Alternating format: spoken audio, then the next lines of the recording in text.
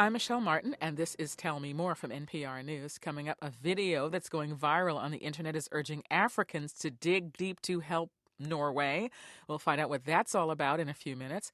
But first, we turn to an African country that the world is frequently asked to help. It's often described as a failed state. It is seen, when it's seen, mainly as a haven for terrorism, a source of refugees and pirates, and a location for one of this country's most traumatic foreign experiences, the deaths of 19 service members after Black Hawk helicopters were shot down there.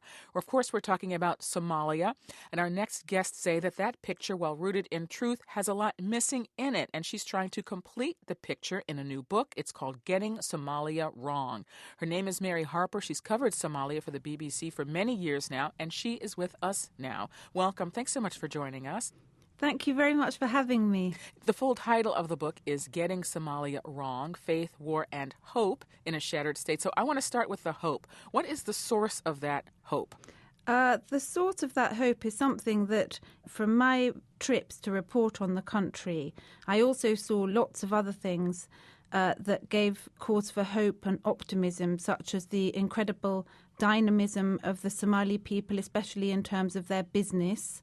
And also there's some parts of the Somali territories that are basically forgotten about in news reports, such as Somaliland, which broke away from the rest of Somalia more than 20 years ago and basically functions, even though it's not recognized as an official country, it functions as a normal place. It's just had elections, for example, and it's really one of the more stable democratic areas in that part of Africa. Okay, well, let's take some of that and talk about some of this piece by piece. You sent us some tape of a businessman explaining how he had to send his suits to Kenya to get them dry cleaned. I'll play it. Most of the people here take their suits to Nairobi every time they get dirty, so they have to collect it, pack it in a bag, and send it to Nairobi to get dry cleaned and return it back here, from the president to the lower people like the businessman here. So what did he do? Suits are very, very popular in Somalia, even though it's a hot country. And he decided to set up a dry cleaners. So he packed up his belongings in Dubai, went back to Mogadishu and opened a dry cleaners there. And he's doing a roaring trade. I just spoke to him on the phone and he told me that the new president even brings his suits to be dry cleaned in his dry cleaners now. So that suggests that there's kind of a confidence now, a sense that there's enough stability that you can safely invest and set up a business, a physical business, without, worrying that you're going to be a target. I must say that I get quite surprised by Somalis who, like the dry cleaner, go back and set up businesses. And in fact, when I asked him, isn't it difficult? Or I was expecting him to say, the main challenge is the fact that people are throwing grenades and shooting, which is true. And there's plenty of suicide bombs still going off. And he said, no, the biggest problem I had was finding a property to rent because everywhere has already been rented. And it's the same with property prices. They've gone up dramatically in recent months with so many people rushing back to invest in residential and commercial property. If you're just joining us, this is Tell Me More from NPR News. I'm Michelle Martin. We're speaking with the BBC's Mary Harper.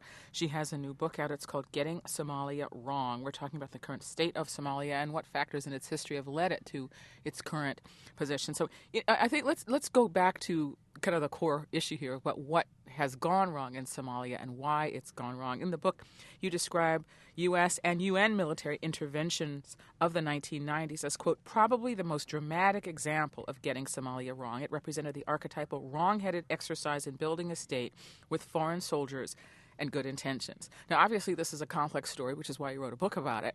But can you just give us an example of where were some of the critical wrong turns? Is there a way they could have gotten it right?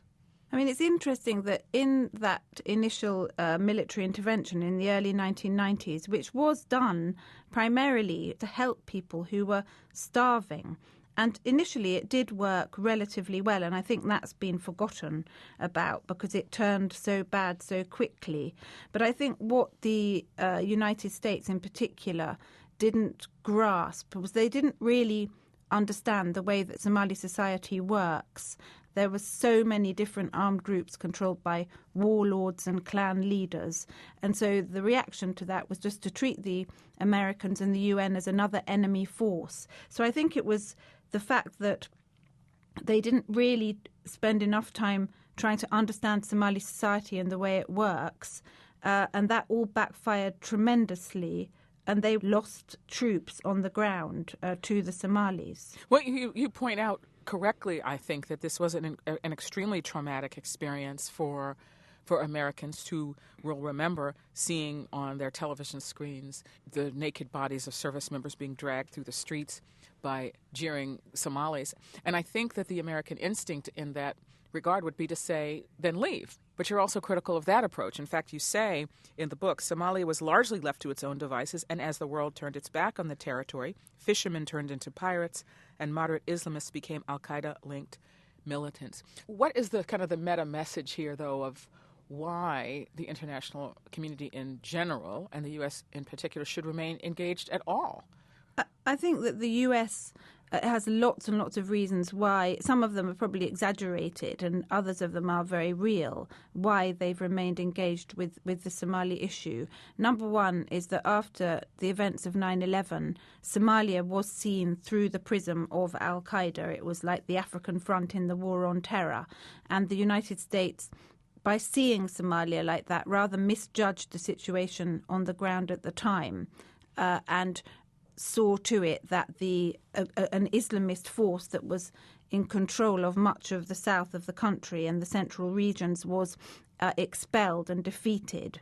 And the movement emerged after that was linked to al-Qaeda. So there is that threat. There's also the fact that there are significant Somali diaspora living in the United States in places like Minnesota, Columbus, Ohio, and some of them have been radicalized. A few dozen of them have gone back to Somalia, and indeed one of them was described as America's first suicide bomber. He blew himself up a few years ago, and there's been a number of other Somali diaspora originally from the US who joined the al-Qaeda-linked group there. And then also when you have things like piracy that threatens all international shipping through the Gulf of Aden and the Indian Ocean, that obviously hurts America's commercial interests. We do hear a lot about the dangers of a group like the Al-Shabaab.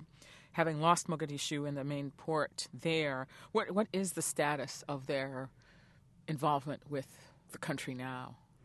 Yes, I think that the media likes to tell us that al-Shabaab is kind of finished in Somalia, but if you look at a map of the country, they might have lost their urban strongholds, but they still control huge parts of the south and the centre, and also some of them have retreated into a mountainous area in the north that is actually really near to Yemen. And also al-Shabaab has become much more of a regional movement now, so it's very active in places like Kenya, and it has been conducting attacks in East Africa, not just in Somalia. So I think it's just changing the nature of its operations rather than being a movement that is completely dead. Based on your experience in the country going back over these many years, what is the antidote to this? I mean, you're very critical of foreign involvement because you point out how easy it is to get things wrong, not understand the culture, rub people the wrong way, have very negative unintended consequences. But you're also very critical of disengagement. What's the right balance then? I think the right balance is to give Somalis more credit than they've been given. I think a lot of outsiders are just scared of Somalis and they don't understand them. You know, there are approaches where the outside world can help Somalis, but they have to do it by respecting the Somalis a bit more, giving them more authority. And if you look at places like Somaliland, where the Somalis have basically devised their own ways of doing things, even though they might not be very familiar for outsiders, they do work. And I think that, you know, sort of taking a back seat but still having an intelligent interest is the way that the outside world can work with Somalis. You've been very critical in the book of the media, and I'm interested in that. What is it that you think is driving this misinterpretation of what you see? I myself have been guilty of this. For Western audiences and Western journalists, they're particularly guilty of just applying one narrative to Africa. And now the media